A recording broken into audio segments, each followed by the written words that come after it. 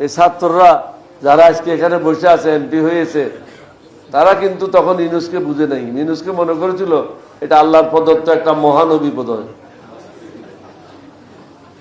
কিন্তু দেশটাকে যে ধ্বংসের পথে নিয়ে যাবে এই জিনিসটা তখন এই ছেলেরা বুঝার চেষ্টাও করেনি।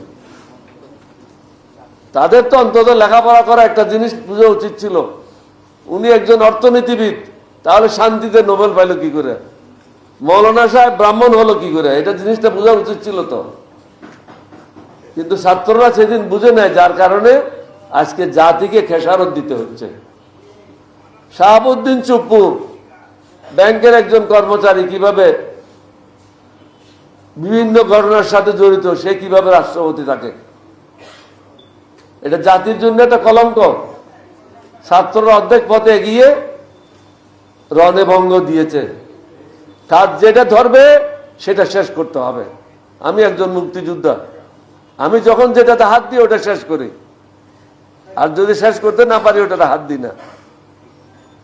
এখন তৈরি হতে হবে, সবাইকে প্রস্তুতি গ্রহণ করতে হবে দেশটাকে সঠিক পথে পরিচালনার জন্য।